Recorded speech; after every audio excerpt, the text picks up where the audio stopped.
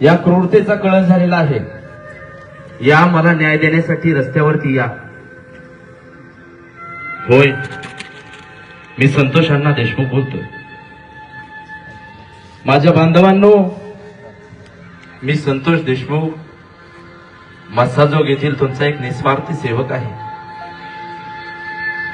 आज मी या जगात नाही,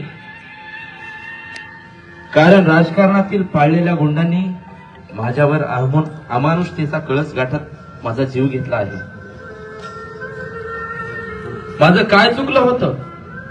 फक्त हेच की मी सर्व समाजासाठी काम केलं, त्यांचं कल्याण साधलं। मी रांजल्या गाजण्यासाठी धावून गेलो आणि दुर्दैवाने हेच माझ्या मृत्यूचं कारण ठरलं। त्या दिवशी जिथे मला ठेचलं गेलं, माझ्या देहाचा किळसवाना खेळ केला गेला, माझ्या शरीरावर चैन, केबल, वायरने केले गेलेले माझे डोळे लायटरने जाळले, माझी बोटं कापली गेली।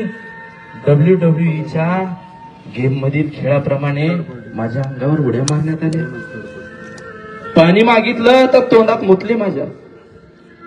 मी मरण मागत होतो, पण हे समाजकंटक मला हाल हाल करून राक्षसी आनंद घेत होते।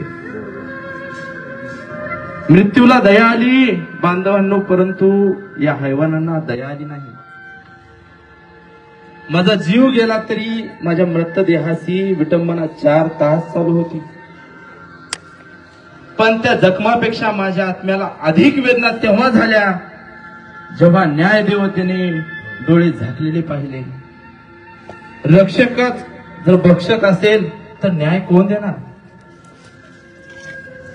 या गुंडांना राजकीय वरदहस्त मिळाल्यामुळे त्यांच्यावर कोणतीही कारवाई झाली नाही। उलट त्यांच्या समर्थकांनी पोलीस स्टेशनच्या बाहेर फ्लेक्स लावला, बाप तो बाप होता है। हे कसलं भयंकर सत्य आहे, जिथे गुंडगारीचं कौतुक केलं जातं आणि पीडितांचा अपमान। आज त्या नेत्याला मंत्रिपद नाही दिलं तर माझा आणि मानवतेचा जो खून झाला त्याचं बक्षीस त्या नेत्याला दिलं आहे। असो, रावणाच्या लंकेत न्यायाची अपेक्षा नाही। माझ्या बांधवांनो, मला तुमच्याशी खूप बोलायचंय, पण नियतीने शब्दाची मर्यादा घालून दिली आहे। आज मला तुमचं पाठबळ हवं आहे।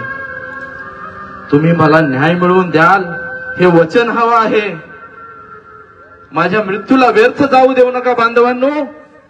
हे फक्त माझंच नाही तर आपल्या समाजाचं युद्ध आहे, हे लक्षात घ्या। माझं रक्त आज तुम्हाला आवाहन करतंय, एकत्र या, एकत्र या, एकत्र या। फक्त शेवटचं मित्रांनो, मी नाही राहिलो, माझ्या लेकरांना कोणी नाही, त्यांना सांभाळून घ्या